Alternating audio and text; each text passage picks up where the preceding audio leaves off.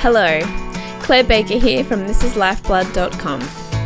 To celebrate the exciting release of my latest ebook, the She is Radiant Toolkit and She is Radiant Q&A workshop, I'm spending this week chatting with 5 of my favourite Radiant ladies and experts in their field.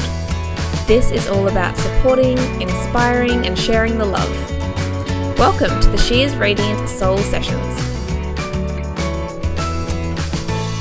Today we're talking to Rachel MacDonald from inspacesbetween.com about seeking out your soul sisters. So hello Rachel, and thank you so much for being here.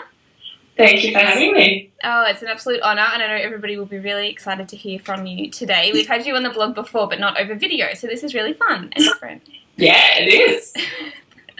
The reason I wanted to speak with you today, Rach, is because I really want to talk with you and have a conversation around your soul sisters and the women in your life that light you up, because this is a component of my the She is Radiant Toolkit. One of the sections, one of the Dare sections, is all about seeking out your soul sisters, and you were the first person that sprung to mind when I thought about who I'd like to chat with about finding their tribe. So thank you so much for being here, and I'd love to know, in terms of the women in your life who light you up, what does your life look and feel like with your soul sisters in it?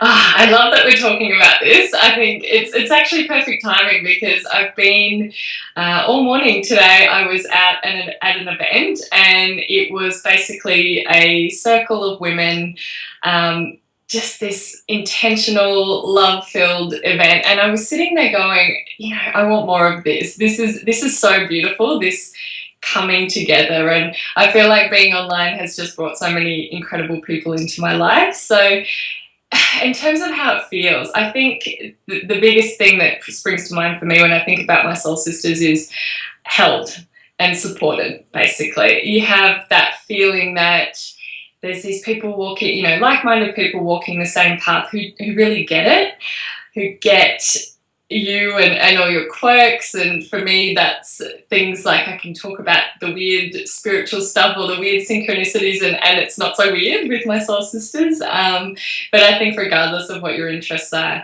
just having that support and that ability to connect on that sort of heart or soul to soul level is incredible, and something I'm definitely really grateful for in my life.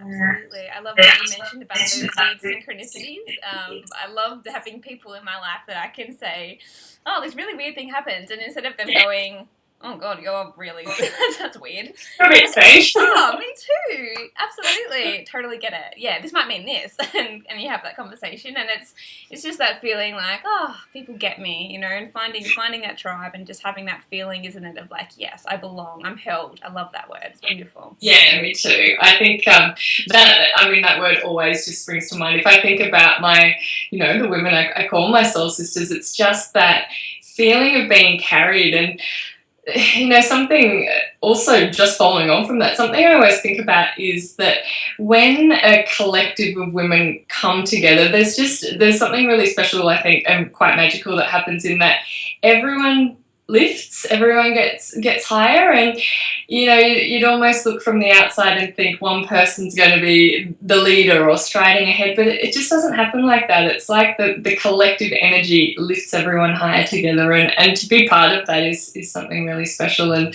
something I feel incredibly blessed for. All the time. Totally, absolutely. And even, in moments like you said today, having days that are carved out to hold that space is so special and so important, isn't it? Absolutely. I love that. So tell me, I know for me personally, I've always had really, great best friends, and they still are, some of my best friends. But there is something special about those people who just kind of are that like-minded tribe. Why do you think we've become, as women, say, it's disconnected from that feeling of that tribe, of that like-mindedness? In regards to transition happening in life, do you mean? Yeah, so in terms of finding our soul sisters and finding people who get us, I get a lot of questions sent through to me from people who read the blog who ask, I'd love that you have this group of friends who support you and lift you up. Like, I want that. And they don't have it. They might have friends who, are good friends, but they're really craving that connection at a deeper level. Why do you think that we feel disconnected from that? Yeah, so I think what happens is, well, a couple of things happen, and this is something that comes up with my clients too, is that as we explore, particularly on this path of self-inquiry or personal development, as we're sort of walking that path, and we're evolving, we learn so much more about ourselves and what we want in our lives, the kind of energy we want in our lives, and I think naturally there is this falling away that happens, and it can be quite disconcerting for people when all of a sudden they wake up and go, you know what, I feel like I don't have that much in common with the people that I've grown up with, or people that I went to school with, or to uni with, or whatever it might be.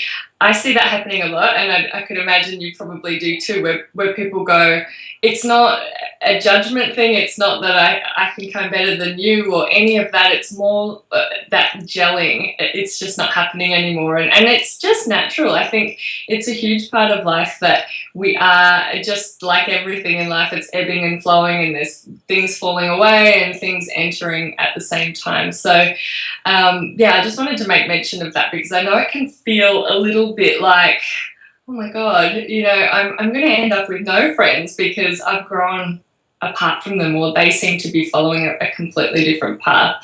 That is a big part of it. We also, I think, look for our mirrors. We look for people that have similar interests, or are exploring similar things, because I think in a sense it's sort of validating our own choices, and I think that's a natural human psychology that we're sort of exploring that. So in terms of feeling disconnected, I think the biggest way is to take a really active approach with that. If people are feeling like they've got a group of friends but they're not feeling that sense of that soul sister tribe or that total connection, be that person that reaches out and goes, okay, what's missing here, and how could I be the one that starts to facilitate that bond? I think, people love to be on the receiving end of that sort of thing. So if you're the person that reaches out and goes, you know what, I'd really love to get to know you better, or I'd love to deepen our bond or spend more time together, I think they'd be pleasantly surprised with the response to that. Absolutely, I completely agree. I was having this conversation with one of my clients recently about that need to take action, and just to touch on what you said earlier about that fear that as friends start to drop away, or you don't feel as connected to them, there's this fear that suddenly you're going to end up with no friends. Exactly. She was really experiencing that fear that, hang on, I've got to hold on to these people, even though they don't really make me feel that great, because I'm going to have no friends left. But it's about creating that space, isn't it? And then taking action to connect with the kinds of people who you do want to bring into your life. Yeah, exactly. And trust, trust comes into that in any transition in our lives, there's always that sort of middle ground, or that period in between where, you're taking a step up in some way, or you're taking a step out, perhaps it is. There's a real need to be trusting in those moments, and know that, like you said, you're creating space for more like-minded people to enter, and sometimes something has to go for that to happen. Oh, for sure. And that's definitely played out in my life. Absolutely.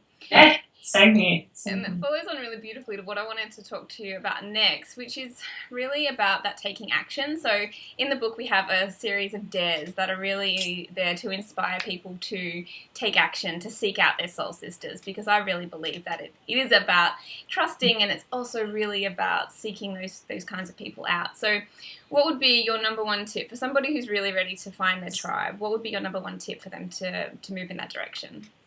Yeah, I love that you mentioned take action, because what I would suggest is set the intention, call it in, but always when I'm talking about intention, that has to be followed with some sort of action. So we can, create the vision board, we can create the beautiful altar and say, this is the exact person I would love to call into my life as a best friend, or as a relationship of any type. So that's step one, and it's definitely a hugely important part of the process, but then there has to be some action with it. So I think the action can happen in two ways. It can happen in the actual, okay, where are these people hanging out? If they're hanging out in groups online, how can I be part of that? Can I sign up for a course with people that are totally on that same path as me, knowing that, I'm then surrounded by those people? then of course taking action within that group and being the person that puts a hand up and says, hey, would you love to connect in person? So that's one way of doing it. And the other thing I think on that taking action front is also releasing what's perhaps blocking you from having those people show up in your life. So there may be a limiting belief around friendships. You might have had a bad experience being in a group of girls in your younger years where things might have gotten bitchy, or things might, there might have been jealousy or sabotage in some way. So there might be a really old story there that you can kind of burn to a crisp while you're in this intention setting process. So they're the two ways that I would suggest taking action on calling in the right people. Absolutely. I love that. Thank you so much for your beautiful insight, Rach. It's just such a pleasure to hear you speak about this topic. My pleasure. I love this topic, so thank you for having me. No worries. Now, I've just realised as you mentioned Facebook groups, my mind's clicked over and thought Bright-Eyed and Block-Hearted, which is your beautiful course, which is a space that so many women have found their soul sisters and found their tribe. And those online communities are amazing for that, aren't they? Absolutely. And there's so many of them these days. Thank you for mentioning my course, and yeah, the women in there just completely blow my mind. But there are so many courses for so many different interest areas, and it's almost like you can pick and go, okay, I really want to expand this part of my life, and I'm guaranteed to be in a group of people who are on the exact same mission as me. So you're sort of taking a bit of a shortcut doing it that way, I think. Absolutely. Thank you so much for being here today, sweetheart. It's an absolute pleasure. Thank you. Thanks for watching. See you tomorrow for more She is Radiant Soul Sessions goodness.